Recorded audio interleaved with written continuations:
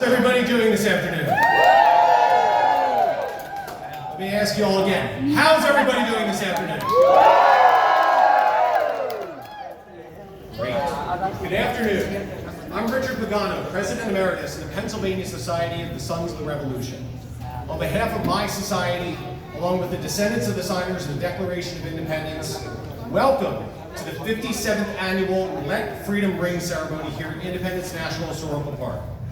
Held informally since the centennial, this ceremony has been known by several names over the years. It began as Operation Patriotism, later became the National Bell Ringing Ceremony, and today is simply known as Let Freedom Ring. While the name has changed, its purpose has remained exactly the same: to pause, to remember, and to renew our commitment to the ideals proclaimed here 250 years ago. The men whose signatures appear on the Declaration of Independence were not simply political leaders. They were fathers, merchants, ministers, lawyers, physicians, and farmers. They were ordinary men who, in an extraordinary moment, pledged their lives, their fortunes, and their sacred honor in defense of what they believed were the God-given unalienable rights of every person. They understood that liberty is never inherited automatically, and that every generation must choose whether to preserve it.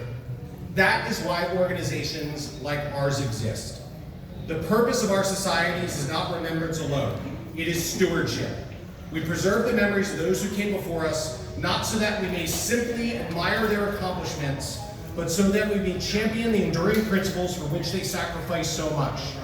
Through ceremonies such as this, as well as educational programs and historic preservation, we strive to keep these ideals visible in the life of our nation and before the eyes of every new generation. We are entrusted with preserving and promoting the ideals of liberty, self-government, civic virtue, and faithful service, and with passing them forward stronger than when we received them. As we celebrate the 250th anniversary of American independence, that responsibility has never been more meaningful. The founders wrote the opening chapter of the American story. They did not write its ending. Every generation since has added another chapter, and today that responsibility belongs to each of us.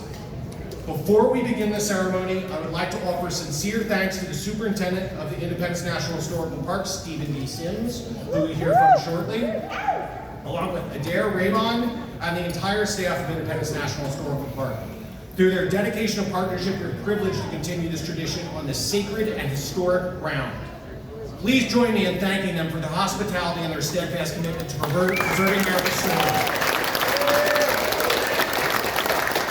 I would now like to introduce a few individuals before I turn the ceremony over who have helped with making today happen. Andy Keller, President General of the Descendants of the Signers of the Declaration of Independence. DSDI Bell Tapping Chair and Annual Congress Meeting Hostess, Stacy Pagano.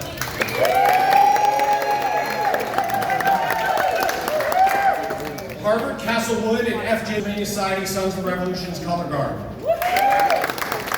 The members we have here of the 1st Troop Philadelphia City Cavalry, the oldest mounted unit still in existence in the United States. Thank you for your service, gentlemen. Members of the British Consulate, family, friends, guests, and we even have a young lady who traveled here from Wisconsin, Bella, just because she wanted to see this ceremony. Thank you. I would now like to invite Superintendent Sims to the podium to offer additional remarks and to introduce our bell tappers. Good afternoon, and welcome to Independence National Historical Park as we commemorate the 250th anniversary of the Declaration of Independence. Thank you for joining us on this special Let Freedom Ring ceremony and annual tapping of the Liberty Bell. Before we begin, I want to recognize and thank the employees, volunteers, partners, and supporters of Independence National Historical Park who work every day to preserve and protect these extraordinary places and stories they tell. Their dedication ensures that millions of visitors from across the nation and around the world can experience the birthplace of American democracy. I'd also like to extend a special welcome to His Majesty's Honorary Consul, Mr. Neil Boyden Tanner from the British Consulate, the Pennsylvania Society Sons of the Revolution, and the descendants of the signers of the Declaration of Independence, distinguished guests, and all of you who have gathered here today. Just beyond the window behind me stands Independence Hall, originally known as the Pennsylvania State House. 250 years ago, delegates gathered there to debate an idea that would transform the world. That all people are created equal and are endowed with unalienable rights, including life, liberty, and the pursuit of happiness. Those words were revolutionary. The decision to declare independence was neither easy nor certain. It required extraordinary courage, conviction, and sacrifice. Yet, in the summer of 1776, 56 men pledged their lives, their fortunes, and their sacred honor to a cause greater than themselves. Today, we are honored to be joined by the descendants of those signers. Their ancestors helped launch an experiment in self-government unlike any the world had ever seen. Their legacy lives on not only in the declaration they signed, but in the nation that continues to strive towards those ideals. And to the young people here today, this anniversary belongs to you as much as anyone. The story of America is not only about what happened 250 years ago, it is about what happens next. Each generation inherits the responsibility to strengthen our democracy, protect our freedoms, and ensure the promises of the Declaration continue to guide our future. We gather this afternoon beside one of the most recognizable symbols of freedom in the world, the Liberty Bell. For generations, Americans have looked to this bell as a symbol of hope and aspiration. Abolitionists, suffragists, civil rights leaders, immigrants, veterans, and ordinary citizens have all found meaning in its enduring message. Proclaim liberty throughout the land and to all the inhabitants thereof. That message challenged the nation in 1776. It challenged the nation in 1876. It challenged the nation in 1976. And it continues to challenge us today. The story of America is one of constant renewal, of citizens working together to more fully realize the ideals expressed in the Declaration of Independence. Liberty Bell reminds us that freedom is not merely inherited, it must be preserved, strengthened, and passed on. As we mark this historic anniversary, we celebrate not only the achievements of the past, but also the possibilities of the future. 250 years ago, Americans changed the course of history. Today, we celebrate their achievement, and together we begin the work of ensuring that government of the people, by the people, and for the people endures for another 250 years. Thank you. Thank you. Now I invite President General Keller to offer a few comments and introduce our tappers. We're right on time. Happy 4th of July. Happy As mentioned, I have the honor of serving as the president of the descendants of the signers of the Declaration of Independence. I again would like to issue thanks to the PSSR and the National Park Service for making all this possible and inviting our children to come to this wonderful ceremony to touch the Liberty Bell, tap the Liberty Bell, truly an event that will last a lifetime. That first Congress, our first Congress of the DSTI Society occurred on July 4th, 1908.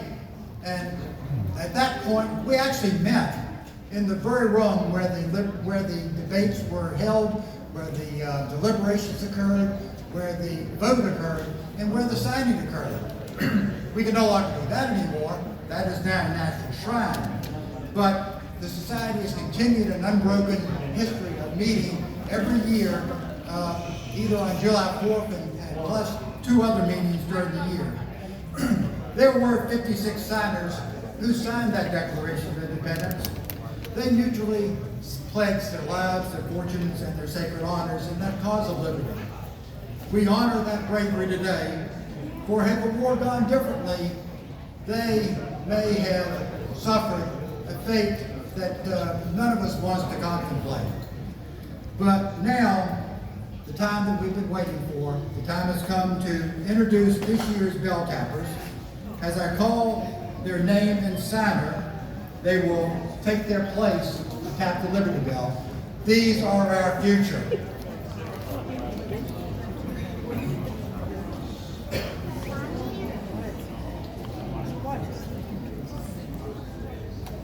The Lady Rose Diamond. Benjamin Franklin. Charlotte Raleigh. John Hart. Theodora Margaret Pagano, descendant of George Ross. Martha Ann Handy, descendant of John Witherspoon.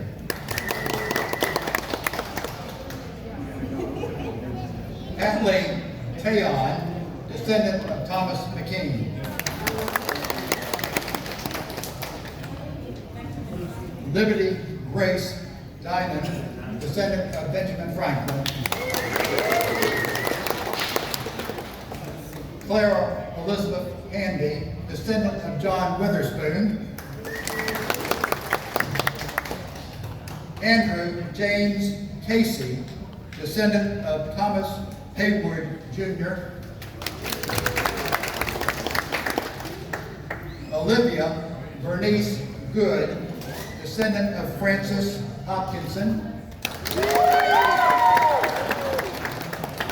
Madison Lynn Good, descendant of Francis Hopkinson.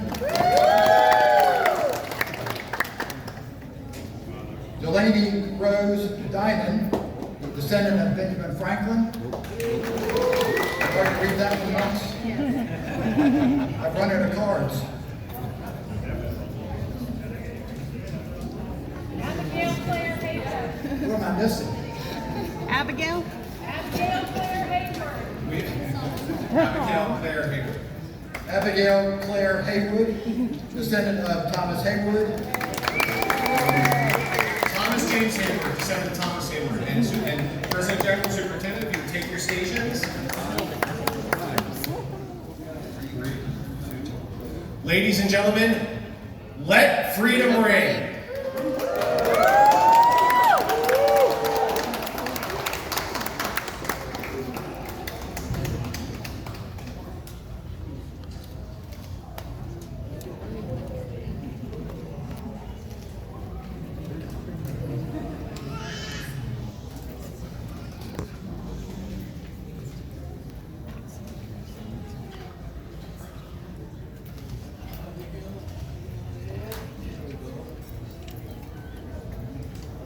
It never lines up perfectly, just be patient.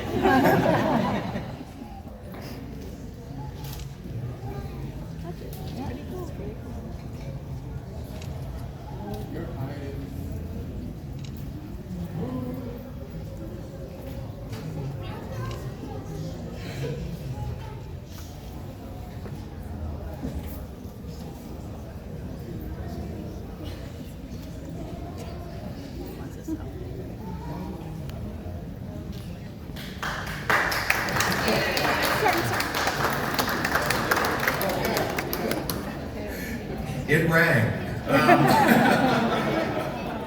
Typically we can hear it in here, but I guess today there was a challenge. But again, thank you to all of our signers, to Superintendent Sims, to President General Keller.